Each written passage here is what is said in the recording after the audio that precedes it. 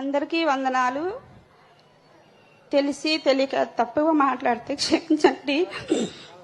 ధైర్యంగా మాట్లాడు. బాబు గారు చెప్పిన కుటుంబం నాదే. నా కుటుంబాన్ని ఆదుకుంటామన్నారు బాబు గారు. అలాగే నా పిల్లల్ని చదివిస్తామన్నారు. పని పంపించే పిల్లలు నా పిల్లలే. కూలి చేసుకునే నా భర్త. నా అత్తగారికి పెన్షన్ వస్తుంది, నెలకి 4,000 1వ తారీఖుకి ఇస్తారు. నాకు మాట్లాడటం రాదండి, ఏమన్నా తప్పుంటే క్షమించండి. ఫ్రీగా మాట్లాడమ్మా. నువ్వేం చెప్పాలో ఇంట్లోనే మాట్లాడు. గత సంవత్సరంలో బాబు గారి హయాంలో నేను ఇల్లు కట్టుకున్నాను సార్.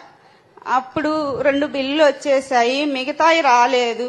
వైసీపీ హయాంలో నేనైతే ఏ లాభం నాకేమి రాలేదు. బాబు గారి హయాంలో నాకు దేవుళ్ళలాగా సాయం చేశారు బాబు గారు. బాబు గారి సాయం నేను జన్మలో మర్చిపోలేను. బాబు గారు లేకపోతే నా ఇంటికి డబ్బులు వచ్చేవి కాదు. ఇప్పుడు నేను ఇల్లు కట్టుకొని ఇంట్లో ఉంటున్నానంటే బాబు గారి చలవే అది.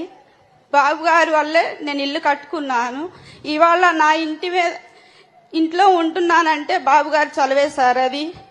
పిల్లల్ని వేసుకొని, చిన్న పిల్లల్ని వేసుకొని రోడ్డు మీద ఎలా వస్తే కూర్చొని తిన్నాను సార్ నేను అన్నం.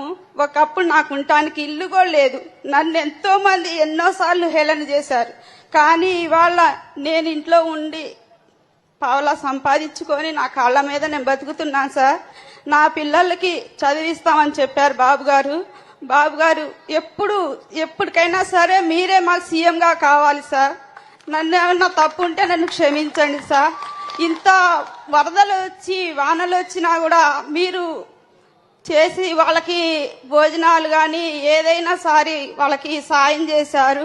అందుకు మీకు కృతజ్ఞతలు చెప్పుకుంటున్నాను సార్.